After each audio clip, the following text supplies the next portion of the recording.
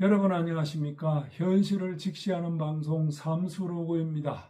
오늘은 무려 89년 만에 되찾은 이름 이야기입니다. 이건 단순한 스포츠 뉴스가 아닙니다.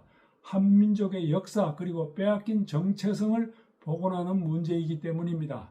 1936년 베를린 올림픽이 열리던 해 그 시절 조선의 인구는 약 2200만 명, 대다수는 농업에 종사했고 하루 먹을 끼니조차 걱정해야 하는 사람들이 많았습니다. 평균 수명은 40세가 채 안 됐고 지금은 40세면 미혼자가 수두룩합니다만 당시는 손자를 둔 노인이었습니다. 아이 절반이 성인으로 자라지 못하고 각종 질병으로 사망하기도 했습니다. 학교에 다니는 아이보다 들판에서 삽과 갱이를 잡는 아이가 더 많던 시절이었습니다. 이 땅은 이미 일제의 식민지가 된 지 26년째였습니다. 언론은 검열당했고 조선이라는 국호조차 공식 석상에서 부를 수 없었습니다. 그 와중에 한국인이 처음으로 세계올림픽 무대에 일본인으로 출전했습니다. 1936년 베를린 올림픽에 일본 국적으로 참가한 한국 선수는 11명. 하지만 그들은 가슴에 태극기를 달지 못했습니다. 대신 일장기를 달고 일본식 이름으로 뛰어야 했습니다.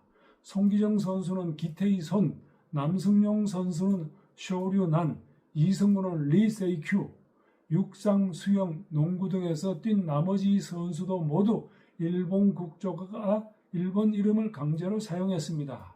올림픽 마라톤 우승의 영웅 송기정 선수는 평안북도 의주 출신으로 어릴 적부터 달리기를 좋아했습니다. 하지만 제대로 된 운동화나 훈련장이 없었습니다. 그저 학교 운동장은 모래와 자갈투성이었고 마라톤 연습 코스는 시골길과 들판이 전부였습니다. 그는 매일 새벽 학교 가기 전 20km 이상을 달렸고 그리고 오후에도 30km, 심지어는 40km까지 훈련을 이어갔습니다. 비가 오면 비 맞으며 눈이 오면 발목까지 빠지는 눈길을 헤치며 달렸습니다. 영양 보충이라고는 그저 하루 3번 먹는 보리밥과 된장국이었지만 그의 강인한 체력은 그렇게 만들어졌습니다. 당시 그의 훈련 기록을 보면 마라톤은 발보다 심장이 먼저 포기하는 경기다 라는 말이 나옵니다. 그는 심장과 정신을 단련시키기 위해 의도적으로 산악 코스를 오르내렸고 심박수, 페이스 유지, 체력 분배를 스스로 분석하며 자기만의 훈련법을 완성했습니다. 송기정 선수는 그 후 양정고보, 현재 양정고등학교에 진학하면서 비교적 체계적인 마라톤 훈련을 받기 시작했습니다. 당시 양정고보는 육상, 특히 장거리 달리기에 강한 학교였고 일본 유학 경험이 있는 교사나 지도자들이 근대적 훈련법을 도입하고 있었습니다. 손 선수는 원래 마라톤보다는 단거리, 중거리 주자를 목표로 훈련했지만 재능이 워낙 뛰어나 장거리 종목으로 전향했고 이 과정에서 훈련 스케줄, 체력 단련, 페이스 조절 등 과학적인 지도를 받았습니다. 그렇게 준비한 그는 1936년 베를린 올림픽 마라톤에서 당당히 금메달을 목에 걸며 세계 마라톤계에 자신의 이름을 각인시켰습니다. 베를린 올림픽 대표 선발전 비하인드 스토리가 있습니다. 선발전에서 송기정 선수를 제치고 1위로 뽑혀 참가한 선수가 남성용 선수입니다. 남성용 선수는 올림픽에서 동메달을 땄습니다.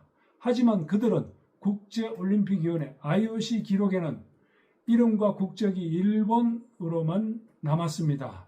송기정 선수는 기태희 손, 남성용 선수는 쇼류난이라는 이름으로만 기록된 채 수십 년이 흘렀습니다. IOC는 이렇게 설명했습니다.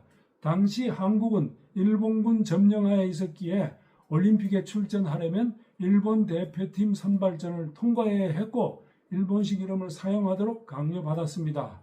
시상식 날 마라톤 금메달의 송기정과 동메달의 남성용은 시상식에서 일장기가 개양되고 일본 국가가 연주되고 가슴에 유니폼에는 일장기가 있자 고개를 숙여 묵묵히 항의했습니다. 그리고 올해 89년 만에 변화가 찾아왔습니다. IOC 공식 홈페이지에 한국 이름과 국적이 변기된 것입니다. 그동안 일본식 이름만 남아있던 기록은 국회의 서한과 대한체육회의 지속적인 요청 끝에 바로 잡히게 된 것입니다. IOC 측은 한국 국회의원 명의의 서한 전달 등 국회의 노력 덕분에 일제강점기 시절 일본어로밖에 참여할 수 없었던 역사적 배경과 이름을 변기하기로 결정했다고 밝혔습니다. 남성영 선수의 셋째 딸 남건옥 씨도 뒤늦게라도 아버지의 한국어 이름을 되찾아 주셔서 감사합니다. 아버지는 눈 감으시는 날까지 한국 마라톤의 부흥을 위해 노력하신 분입니다. 이제라도 한국인으로 한국 이름과 함께 세계에 소개하게 되어서 감사드립니다라고 밝혔습니다.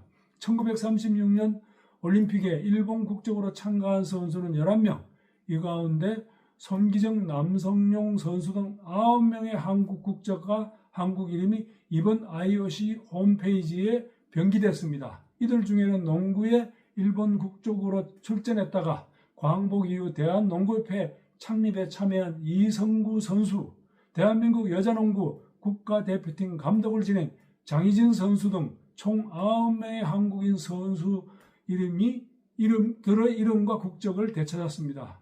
대한체육회는 나머지 2명에 대해서도 변기를 요청할 계획이라고 합니다. 여러분, 이것은 단지 정정보도가 아닙니다. 이름은 곧 역사이고 역사는 곧 정체성입니다. 1936년 그들이 숙인 고개는 패배의 고개가 아니었습니다. 정체성을 지키기 위한 항의였고 그 항의가 89년 만에 이름이라는 승리로 돌아온 겁니다. 역사는 기록과 기억 그리고 행동으로 완성됩니다. 이름을 되찾는 일, 그것이 곧 나라를 지키는 일입니다. 광복을 맞아 역사를 잊은 민족에게 미래는 없다. 다음 시간에도 현실을 직시하는 방송으로 다시 찾아뵙겠습니다. 구독과 알림 설정은 큰 힘이 됩니다. 감사합니다.